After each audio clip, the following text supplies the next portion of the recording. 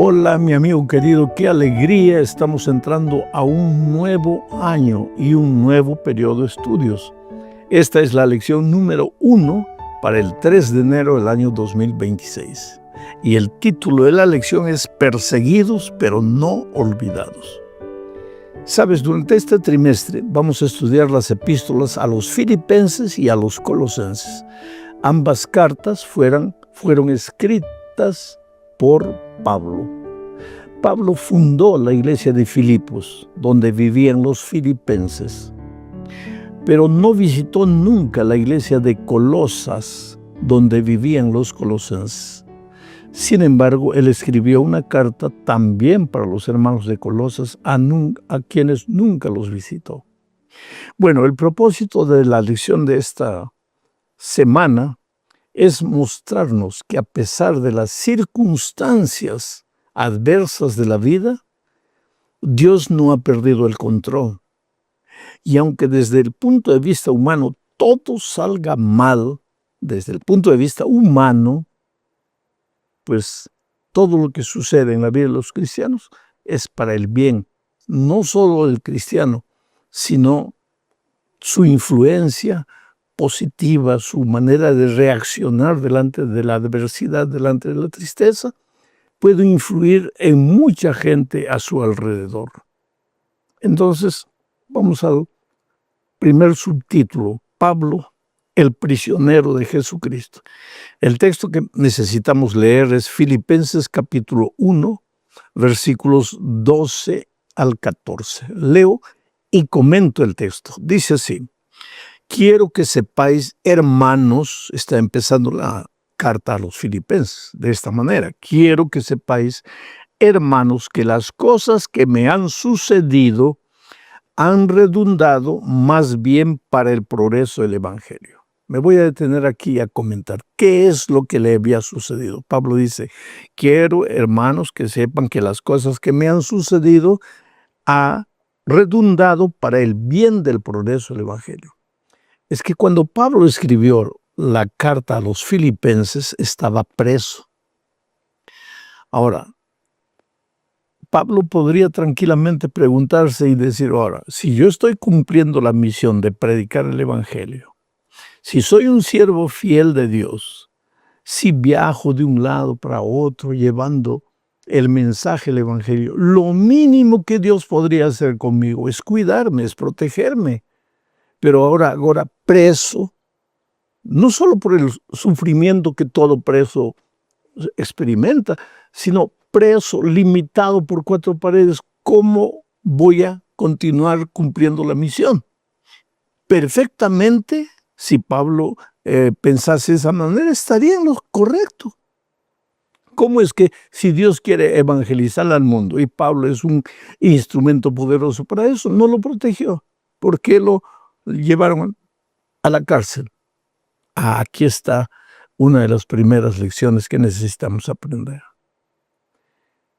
El versículo siguiente, el versículo 13, lo explica y sigo leyendo. Dice, de tal manera que mis prisiones se han hecho patentes en Cristo en todo el pretorio y a todos los demás. Si Pablo no hubiera caído preso, las grandes autoridades de aquel tiempo no hubieran oído hablar de Pablo ni oído hablar del Evangelio. Pero gracias a la prisión de Pablo, el mensaje tanto de Pablo como la persona de Pablo llegó hasta las autoridades de aquellos días. O sea, tal vez el diablo permitió que las autoridades prendiesen a Pablo para impedir que continuase predicando el Evangelio. Pero ese mal, aparente mal, Dios lo tomó y lo redundó en bien, lo transformó en bien. Y es por causa de eso que el mensaje llegó a las autoridades de aquellos días. Y más todavía, leo el versículo 14 ahora, dice así, y la mayoría de los hermanos, cobrando ánimo en el Señor con mis prisiones, se atreven mucho más a hablar de la palabra sin temor. O sea, la iglesia también fue inspirada, porque al ver que Pablo estaba preso, Ellos dijeron, pues si el gran apóstol sufre persecución por causa de la palabra de Dios, ¿por qué nosotros no? Y entonces el amor por Cristo y por la evangelización aumentó en la iglesia, porque las circunstancias tristes que Pablo vivía sirvieron de inspiración para la iglesia y para el trabajo misionero de la iglesia. Vamos a la segunda parte de este estudio bajo el título de Pablo encadenado. Aquí se refiere a cómo Pablo fue encadenado en la ciudad de Filipos. Tal vez voy a detenerme un poco para explicar lo siguiente. En su segundo viaje misionero, Pablo llegó a Troas. Pero ahí en Troas un ángel le apareció y le dijo, de noche, ¿te acuerdas de eso? Pasa a Macedonia y ayúdanos. Al día siguiente, Pablo, acompañado de Timoteo, pasaron a Macedonia. Llegaron al puerto de Neápolis, ya en el territorio de Grecia. Hoy día Neápolis no existe, le han cambiado el nombre, es la ciudad de Kavala. Dios me dio el privilegio de visitar Kavala y de ir de Kavala a Filipos. Hay más o menos 16, 17 kilómetros. Y llegó a Filipos, que era una grande capital, una grande ciudad. Y allí había unos hombres que se aprovechaban de una chica que era poseída por el demonio para decir que adivinaba la vida de las personas. Pablo reprendió a la muchacha, el demonio salió y por causa de esto, esos comerciantes, pues ahora ya la chica sin el demonio no andaba hablando tonterías y ellos perdieron dinero y se quejaron con las autoridades y fue así que prendieron a Pablo. Mira lo que dice Hechos 16, 22 al 24. Y se agolpó el pueblo contra ellos, y los magistrados, rasgándoles las ropas, ordenaron azotarles con varas. Después de haberles azotado mucho, los echaron en la cárcel, mandando al carcelero que los guardase con seguridad, el cual, recibido este mandato, los metió en el calabozo de más adentro y les aseguró los pies en el cepo. Pablo y Silas, pero Timoteo también estaba presente. Ahora, ¿por qué no prendieron a Timoteo? No se menciona a Timoteo, se menciona a Pablo y Silas, pero en este tercer viaje Timoteo los acompañaba. Pablo y Silas estaban presos. El relato bíblico mencionó a Pablo y Silas. Vuelvo a repetir, si Pablo tenía que fundar la iglesia en Filipos, ¿por qué Dios permite que quede preso? Sin embargo, fue a raíz de su prisión que sucedió la conversión del carcelero de Filipos. ¿Te das cuenta? Y ese carcelero de Filipos no se bautizó solo, se bautizó él y toda su familia. Y ellos fueron de los primeros conversos de Filipos. No fueron los primeros, estaban entre los primeros, porque la primera persona que se bautizó en Filipos, de acuerdo al relato bíblico, es una mujer. Y voy a leer el texto bíblico y aquí estamos ya entrando a la tercera parte del estudio, Pablo en Filipos. Aquí vamos a ver cómo empezó la obra. Hechos 16, 14 y 15 dice lo siguiente. Entonces una mujer llamada Lidia, vendedora de púrpura de la ciudad de Tiatira, que adoraba a Dios, estaba oyendo y el Señor abrió el corazón de ella para que estuviese atenta a lo que Pablo decía. Y cuando fue bautizada y su familia, nos rogó diciendo, si habéis juzgado que yo sea fiel al Señor, entrad en mi casa y posad, y nos obligó a quedarnos. Pablo llegó a Filipos. Antes de ser preso, llegó a Filipos. El sábado, en las ciudades donde él estaba, Él buscaba la sinagoga para alabar a Dios en el sábado y para aprovechar y hablar de Jesús para los judíos. Pero aparentemente en Filipos no había sinagoga. Algunos judíos iban al río a adorar el sábado. Pablo descubrió esto y se dirigió también al río. Pero mientras estaba conversando del Señor Jesucristo con los judíos, una mujer llamada Lidia parece que estaba lavando ropa ahí en el río. ¿Y qué sucedió? Esta mujer escuchó las palabras de Pablo. Y aunque no se registra que algún judío hubiese aceptado el Evangelio, la mujer sí lo hizo. Y le dijo Pablo, yo le entrego mi vida a Cristo. Fue bautizada ella y su familia. Y después le dijo, por favor, a los apóstoles, les dijo, quédense aquí en mi casa. Y fue así como comenzó el núcleo. Después vino la prisión de Pablo, se bautizó el carcelero de Filipos y la iglesia fue creciendo y fortaleciéndose allí en Filipos.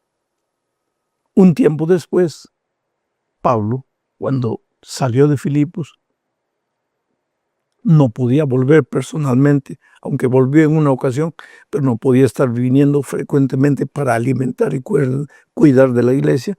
Entonces escribió una carta, porque era a través de sus cartas que instruía, enseñaba, animaba, inspiraba a las iglesias por donde él había pasado.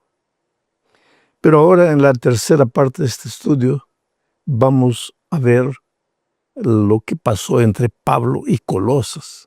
Ya dije al principio que Pablo nunca visitó Colosas. Quien aparentemente fundó la iglesia en Colosas fue un hombre llamado Epafrodito. El short name de él, su apodo, su nombre corto era Epafras. Cuando tú en la Biblia encuentres a Epafras o a Epafrodito, no son dos personas diferentes, son la misma persona. Epafras fundó la iglesia en Colosas y aparentemente él era amigo de Pablo. Y viajó para encontrarse con Pablo. Y Pablo escribió una carta para fortalecer la fe de los hermanos en Colosas. Ahora, mira lo que dice Colosenses capítulo 2, versículo 1. Leo el texto. Porque quiero que sepáis cuán gran lucha sostengo por vosotros y por los que están en la Odisea y por todos los que nunca han visto mi rostro. O sea, Pablo pastoreaba iglesias que nunca había visitado. Él fue un gran fundador de iglesias. Pastoreó esas iglesias, fundó esas iglesias, predicó en esos lugares. Después alimentó a esas iglesias con sus cartas. Pero en el caso de Colosas y la Odisea que él mismo menciona aquí, él nunca estuvo. Y sin embargo, él sufría por esas iglesias. Es que Pablo era el típico pastor que vivía, sufría por su iglesia. Pablo no era un profesional. Él luchaba por su sobrevivencia. Pero él tenía un amor por el Evangelio, por el Señor del Evangelio y lógicamente por las personas que aceptaban el Evangelio y se preocupaba para ayudarlas a crecer espiritualmente. Llegamos al final de esta lección estudiando el subtítulo Las iglesias de Filipos y Colosas. Es interesante la manera como Pablo inicia su carta a Filipos, a los filipenses, y también su carta a los colosenses. Voy a leer primero la manera como él escribe a los filipenses. Filipenses capítulo 1, versículos 1 y 2, los primeros dos versículos dicen así. Pablo y Timoteo, siervos de Jesucristo, a todos los santos en Cristo Jesús que están en Filipos, con los obispos y diáconos, gracia y paz a vosotros de nuestro Padre y del Señor Jesucristo. Mira, lo primero que Pablo menciona en su carta es gracia y paz. Si no tienes gracia, nunca tendrás paz. En la experiencia cristiana, para disfrutar de paz, de alegría, del gozo del Evangelio, tienes que haber llegado a conocer y a probar en tu propia experiencia la gracia del Señor Jesucristo. Porque si tú piensas que en la vida cristiana hay lugar para tu esfuerzo, para tu dominio propio, si tú, separado de Jesucristo y de su gracia, tratas de ser un buen cristiano, en lugar de tener paz en el corazón, vas a tener una neurosis espiritual que muchas veces te puede llevar al fanatismo. Si quieres verdadera paz en Cristo, necesitas estar en Cristo y entender el tema de su gracia. La gracia no te libera de la obediencia. Al contrario, la gracia te capacita para la obediencia, porque un corazón con paz camina en los caminos de Dios. Otro pensamiento interesante de este texto. Dice Pablo y Timoteo, siervos de Jesucristo. El único que escribió fue Pablo. Pero ¿por qué incluye a Timoteo? Porque es parte de su equipo evangelístico. Pablo no era para nada egoísta, para nada personalista. Él incluía a su equipo de trabajo en el ministerio que estaba haciendo. Ahora vamos a analizar los 2 primeros versículos de la epístola de Pablo a los colosenses. Es más o menos lo mismo que le dijo a los filipenses. Mira lo que dice, leo el texto. Pablo, apóstol de Jesucristo por la voluntad de Dios, y el hermano Timoteo, a los santos y fieles hermanos en Cristo que están en Colosas, gracia y paz sean a vosotros de Dios nuestro Padre y del Señor Jesucristo. Ahora quiero añadir algunos pensamientos, quiero comentar algunos pensamientos que están en este texto y que no estaban en el primero. Aquí dice Pablo, apóstol de Jesucristo, por la voluntad de Dios. ¿Tu vida es la voluntad de Dios? Y si eres un compañero pastor, ¿eres un apóstol de Jesucristo por la voluntad de Dios? Si estás en el ministerio por la voluntad de Dios, entonces no te preocupes por lo que los hombres te hagan. No te preocupes por la incomprensión de los seres humanos. Si tú quieres agradecimiento, reconocimiento de los seres humanos, no siempre los vas a encontrar. A veces vas a encontrar incomprensión. Y como en el caso de Pablo, muchas veces hasta persecución. Pero si eres un ministro o un siervo de Dios, por la voluntad de Dios, nada va a afectar el cumplimiento de tu ministerio. En segundo lugar, Pablo escribe aquí a los santos que habitan en Colosas, los santos. No quiere decir que los colosenses no eran pecadores como cualquier ser humano, pero eran santos. Es posible ser un pecador que vive en esta tierra, porque Pablo mismo muchas veces escribía diciendo, me refiero a los pecadores, de los cuales yo soy el primero. Decía, Cristo murió por los pecadores, de los cuales yo soy el primero. Pablo era un pecador, pero era un santo. Quiere decir, santo es aquel que reconoce que es un pobre pecador, se arrepiente, va a Jesús, acepta su gracia, se deja transformar por su gracia y vive una vida de obediencia. Esos eran los colosenses. Y Pablo los saluda, pues, como santos, separados de Dios. ¿Separados de dónde? Del mundo, porque tú eres santo, tú eres un hijo de Dios. Y si has conocido la gracia, y si has sido transformado por la gracia, entonces vas a caminar en los caminos de Dios con gozo, con alegría. Sirve con gozo, con alegría, sirviendo a Dios en todo tiempo.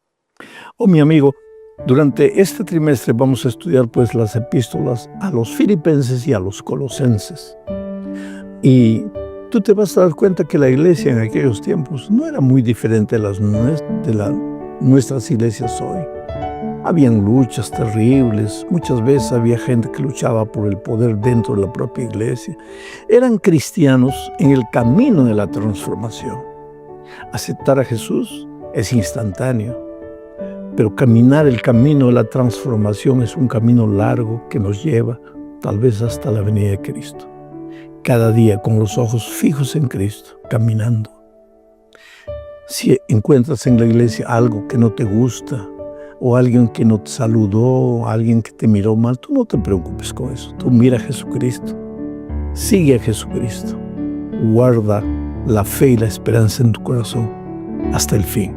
Mi amigo de corazón, tal vez en esta vida nunca nos encontremos personalmente, aunque muchas veces soy sorprendido por ahí en los caminos de la vida por alguien que se acerca, me dice: Pastor Bullón, qué alegría. Yo acompaño sus estudios de la lección de la escuela sabática y me siento muy feliz de encontrar personas así. Pero hay tanta gente esparcida por todo el mundo. Ya dije muchas veces que me emociona cuando veo que uno ora por el otro con confianza registra su pedido de oración y los otros atienden los pedidos. Y no solamente eso, sino que muchas veces colocan comentarios animando a esa persona que está pasando por momentos de dificultades. Somos una grande familia. Podemos no conocernos personalmente, pero en el cielo nos abrazaremos todos. Bueno, este trimestre estamos dando inicio a una nueva serie. Bueno, vamos a estudiar el segundo libro de la Biblia, el libro de Éxodo, escrito por Moisés. El título general de la lección para el trimestre es El Éxodo, viaje a la tierra prometida. El título de la lección número 1 para el 5 de julio del año 2025 es Opresión, el trasfondo y el nacimiento de Moisés. Y el propósito de este estudio es mostrarnos que mientras peregrinemos en el desierto de esta vida, aunque Dios nos ame mucho, vamos a enfrentar dificultades, así como el pueblo de Israel enfrentó. Pero las dificultades son pasajeras, o aunque duren algún tiempo, no estamos solos. El Señor Jesús está con nosotros y nos conducirá a nuestro destino eterno, a Canaán celestial. Israel salió de la opresión de Egipto en dirección a Canaán terrenal. Nosotros salimos de la opresión del pecado en dirección a Canaán celestial. Estamos peregrinando en el desierto de esta vida. Vamos al primer subtítulo de la lección: El pueblo de Dios en Egipto. Tú sabes que cuando Jacob y sus hijos fueron a Egipto, porque el administrador de la economía de Egipto era José. ¿Por qué? Porque había interpretado un sueño de Faraón. Y Dios le había mostrado que vendrían momentos difíciles, hambruna. Y entonces Faraón encargó a Moisés, pues, administrar la economía, la cosecha de los granos para los tiempos difíciles. Cuando llegó la hambruna, José mandó llamar a su padre, a sus hermanos y todos los descendientes para Egipto. Y ya que José era bien apreciado, bien querido en Egipto, fue bien recibido por Faraón. Entonces, al principio, a Israel le fue extraordinariamente bien en tierra extranjera. ¿Sabes cuántos subieron? 70 personas, solamente 70. Pero, ¿cuánto tiempo quedaron en Egipto? 430 años. Al final de los 430 años, ya eran 600,000 hombres de guerra, sin contar mujeres, sin contar niños, ancianos. O sea, el pueblo habría crecido. Y es justamente esto que vamos a ver en Éxodo capítulo 1, versículos 6 y 7. Mira lo que dice. Y murió José y todos sus hermanos y toda aquella generación. Interesante. Voy a parar la lectura aquí para decir lo siguiente. La muerte, mientras vivamos en este mundo de pecado, es algo que va a suceder, y me refiero a la muerte física. a esta muerte que tú y yo, todos vamos a morir. A esta muerte a la cual no debemos tener miedo. Debemos prepararnos para la vida eterna. Y debemos temer a la muerte eterna, pero no a esta muerte que nos va a llegar a todos. A veces nosotros nos agarramos de esta vida corta en el desierto, nos agarramos y no, cuando llegue el momento de descansar, levanta los ojos al cielo, agradece a Dios por todo y duerme, descansa, porque para los que mueren en Cristo, la muerte es un sueño del cual despertarán para encontrar a Jesucristo cuando venga en gloria y majestad. Por eso me impresiona esta primera parte del texto. Dice, y murió José y todos sus hermanos y toda aquella generación. Pasó aquella generación. Vuelvo al texto. Dice así. Y los hijos de Israel fructificaron, es decir, fruto, produjeron, fructificaron, se multiplicaron, fueron aumentados y fueron fortalecidos en extremo y se llenó de ellos la tierra. Interesante. Un pueblo bendecido por Dios produce, se multiplica, crece y es fortalecido por Dios porque Dios ha prometido fortalecer a sus hijos. Si las cosas no están saliendo bien para ti, tal vez sea porque no estás viviendo una vida de comunión con Dios. Porque cuando Dios está presente en tu vida, vas a producir, vas a fructificar, te vas a multiplicar, vas a crecer. Y la bendición de Dios siempre va a estar contigo. Ahora, vuelvo a repetir, no te olvides que estamos en el desierto de esta vida. Y en esta vida, circunstancialmente, en algún momento, las cosas no pueden no salir como querramos. Y aunque vivas una vida de comunión con Dios, así como a Job, el enemigo puede soltar toda su ira contra ti. Pero eso es circunstancialmente. Eso es por un momento. Pero si en ese momento de dificultad tú te agarras más del Señor Jesucristo, tú vas a ver que vas a pasar la prueba más fortalecido y vas a ser más productivo, más útil, te vas a multiplicar y vas a crecer. Esa es la promesa de Dios para sus hijos. Bueno, el pueblo de Israel en Egipto los primeros años fue bendecido, todo le fue bien, pero no fue todo bien para siempre. Y a esto nos lleva a la segunda parte del estudio, bajo el subtítulo El trasfondo histórico. Y aquí veremos que lo bueno pasa, lo malo también pasa, pero lo bueno también pasa. Si estás viviendo momentos malos, la tormenta sopla en tu corazón, en tu vida, no te desesperes, porque la tormenta pasa. La noche, por más oscura que sea, dura 12 horas, después sale el sol. Pero si estás viviendo en estos momentos horas buenas, circunstancias favorables, no te olvides de Dios. Israel, cuando llegó a Egipto, estaba viviendo todo maravilloso, se multiplicaba, pero todo pasa.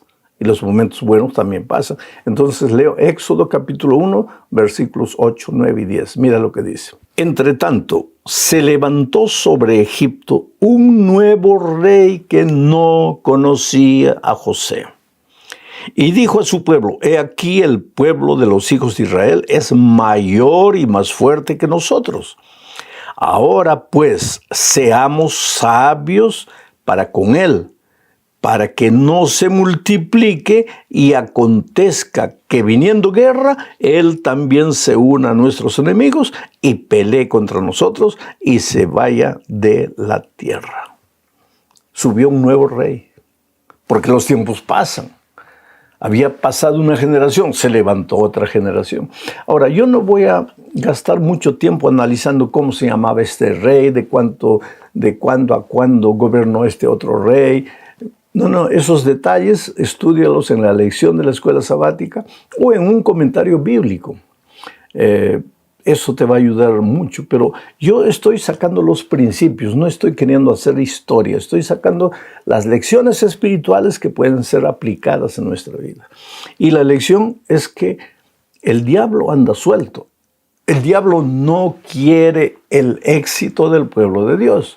Entonces, como a Israel le iba bien todo en los primeros años en Egipto, producían, se multiplicaban, crecían, Dios los bendecía, el diablo quedó con rabia.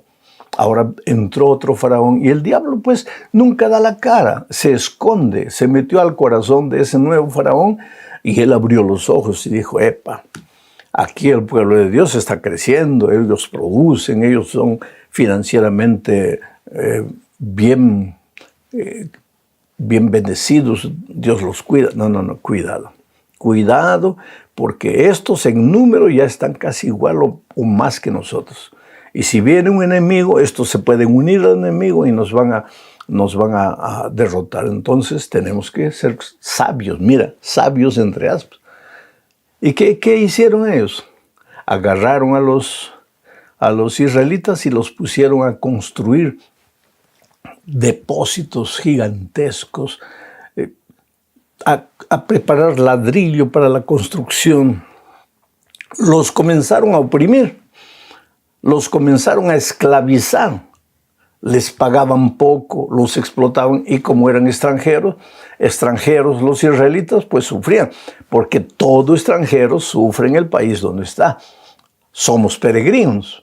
¿Por qué sufre el pueblo de Dios en este mundo? Porque no somos habitantes de este mundo. Estamos en este mundo, pero nuestro verdadero hogar está en el cielo.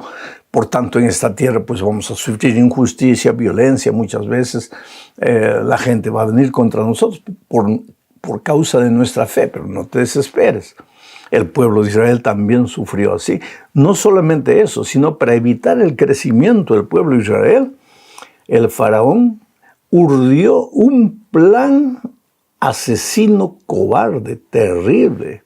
Lógicamente, el diablo estaba en el corazón de Faraón. Y esto nos lleva a la tercera parte. Las parteras de las hebreas.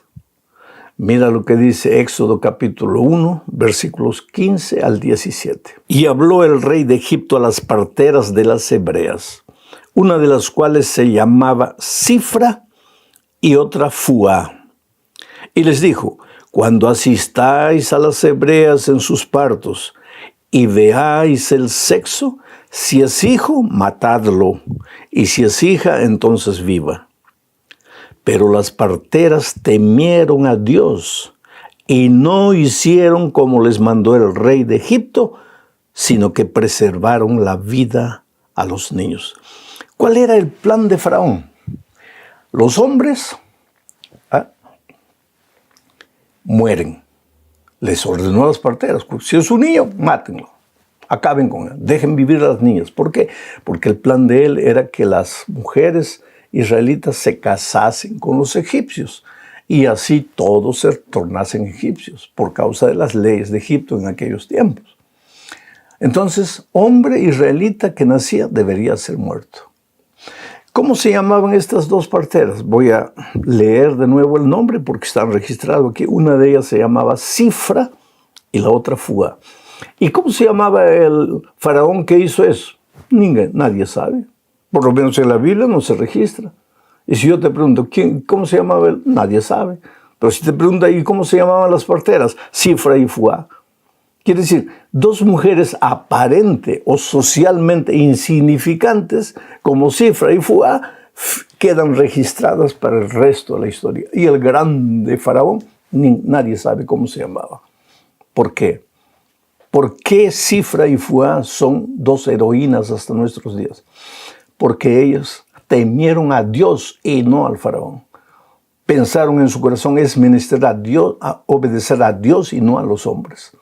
Así que aún corriendo riesgo de ser muertas, ellas no obedecieron.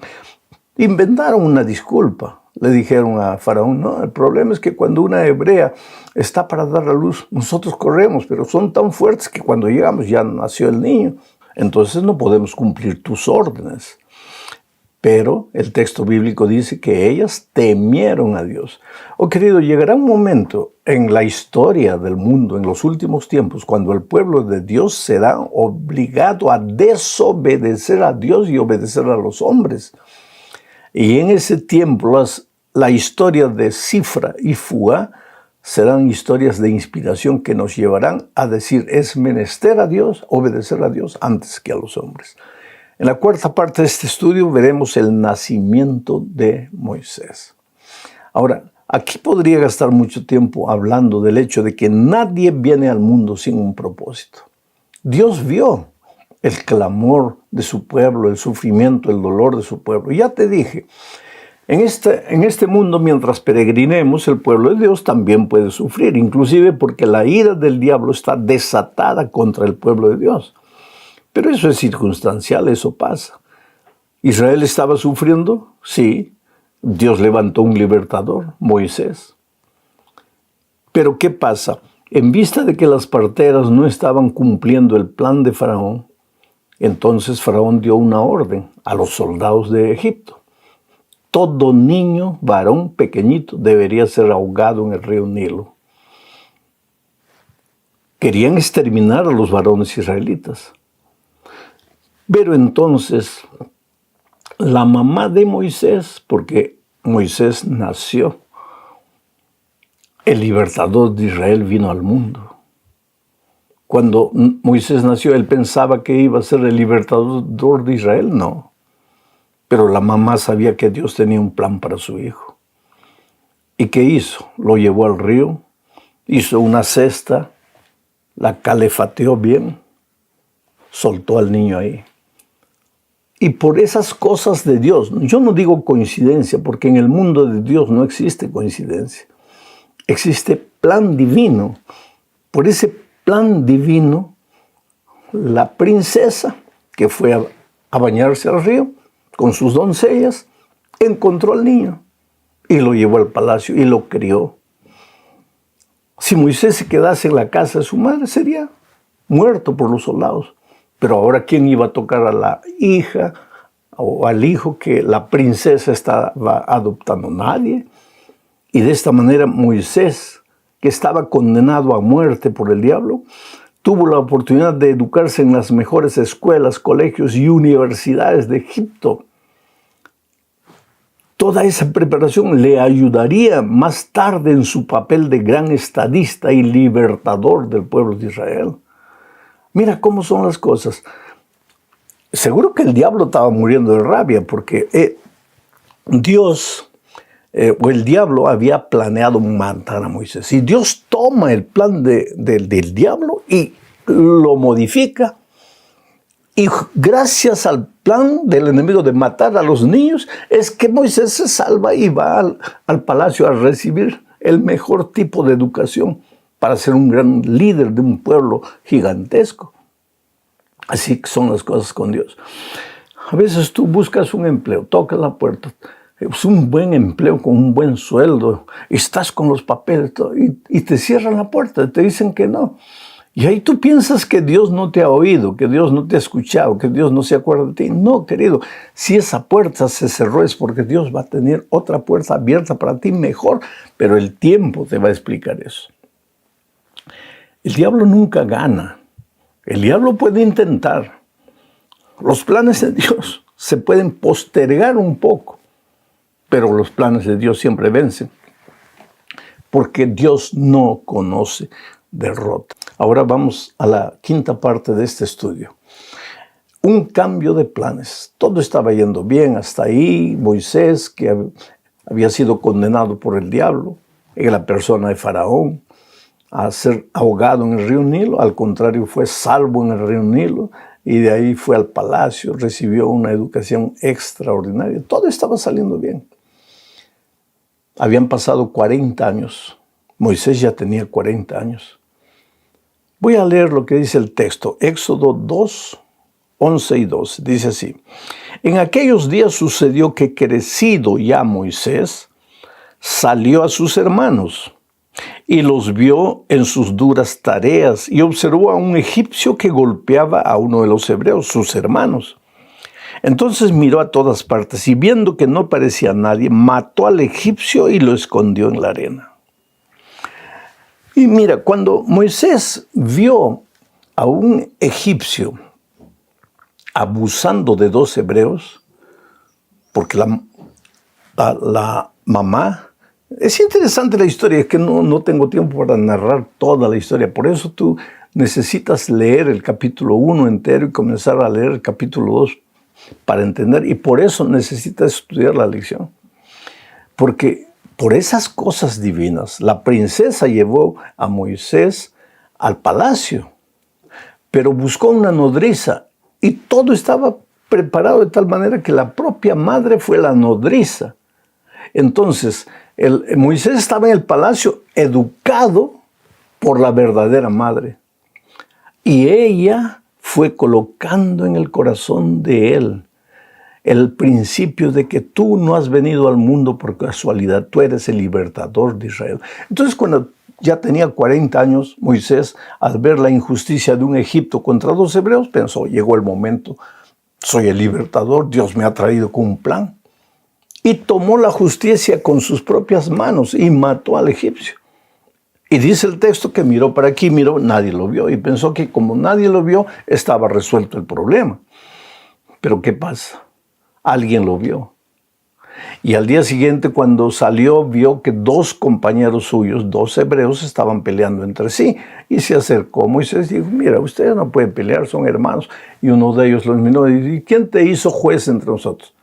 ¿Me vas a matar también como mataste al egipcio? Ahí se le cayó la cortina a Moisés, porque pensó, nadie me ha visto cuando mató al egipcio, pero alguien lo había visto. Y ahora él dijo, si estos hebreos saben, todo el Egipto sabe, y Faraón sabe, y me va a matar. Y salió, desapareció, huyó al desierto. Y en el desierto pasó 40 años.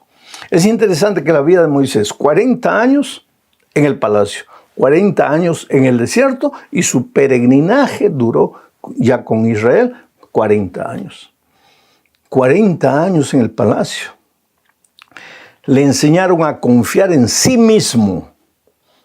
Ahora Dios lo llevó al desierto 40 años para desconfiar de sí mismo y aprender a confiar en Dios. Para no tomar las redes en sus manos, sino pedir que Dios dirija todo lo que iba a hacer.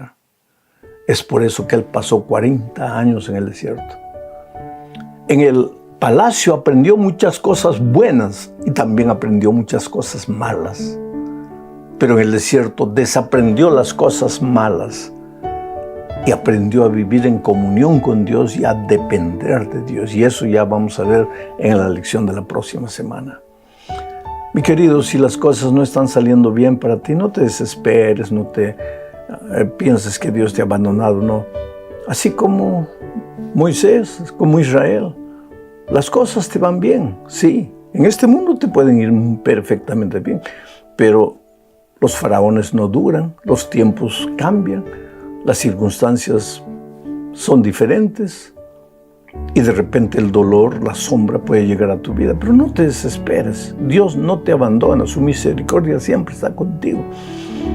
Él te va a abrir los ojos para que encuentres la salida, porque la salida para tu lucha existe. Tienes que aprender a confiar a Dios, a confiar en Dios en los momentos buenos y también en los momentos malos. Fuerza, querido, no desanimes, que Dios te bendiga. Un abrazo.